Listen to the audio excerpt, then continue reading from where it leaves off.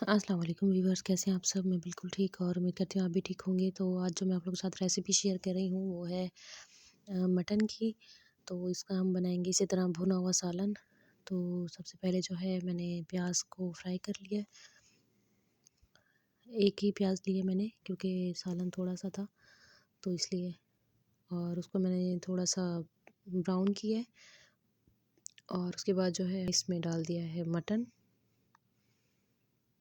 और मटन डालने के बाद जो है हम इसे अच्छे तरीके से भूनेंगे इसी प्याज में।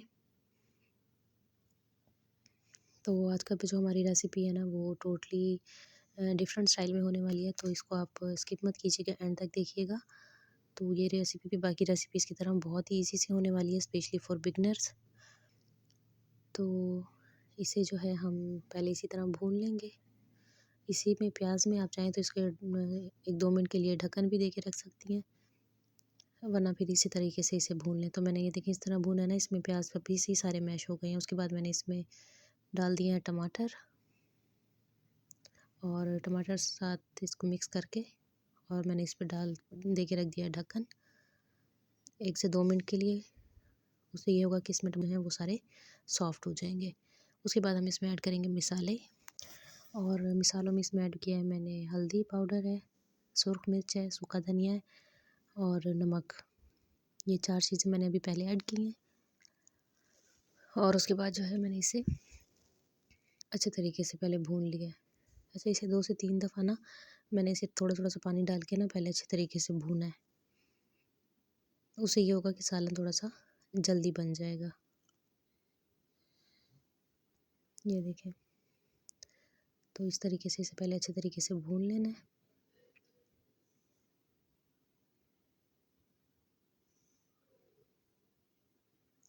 इस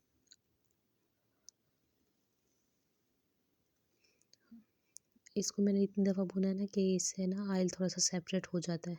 जिस तरह ऑयल निकल आता है ना ऊपर आ जाता है सारा।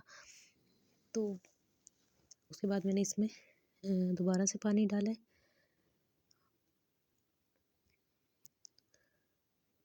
इसे भूनने के बाद और पानी मैंने इतना डाला है कि इसमें ये ना गोश्त जो है ना अच्छे तरीके से गल जाए।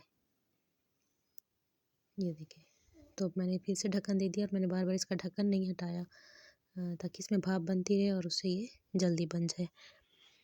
और मेरे चैनल पे न्यू हैं तो जल्दी से चैनल को सब्सक्राइब कर दें, वीडियो को लाइक एंड शेयर करें, बेल आइकन को प्रेस करें ताकि मेरी आने वाली हर एक नई वीडियो पहले आप लोगों को मिला करे। ये देखें, अब पानी काफ़ी हद तक इसका ना कम हो गया। तो यहाँ मैंने इस चम्मच चलाया ताकि नीचे ना लगे। भाप की वजह से थोड़ा सा ना सही वीडियो नहीं बनती।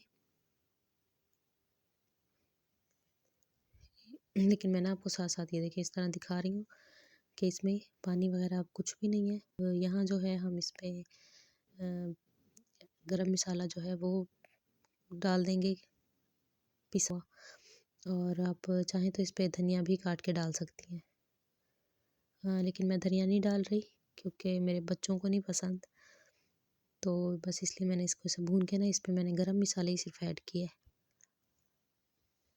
ये देखिए अब अच्छे तरीके से ये भून गए। तो बस जैसे ही थोड़ा सा ऑयल इसका ऊपर, इसे हम उतार लेंगे। ये देखिए, साइडों से भी मैंने इसे साफ़ कर लिया। तो आपको आज की रेसिपी कैसी लगी मुझे कमेंट में ज़रूर बताइएगा। बहुत ईजी तरीका था, तो इस तरीके से आप देखती हैं और इसका भी टेस्ट भी बहुत अच्छा आएगा। और आप प्लीज़ जल्दी से मुझे सपोर्ट कीजिएगा, मेरी वीडियो को लाइक एंड शेयर कीजिएगा। ये देखिए, बस अब इसे जैसे ऑयल इसका सेपरेट हुआ है तो हम इसे चूल्हे से उतार लेंगे।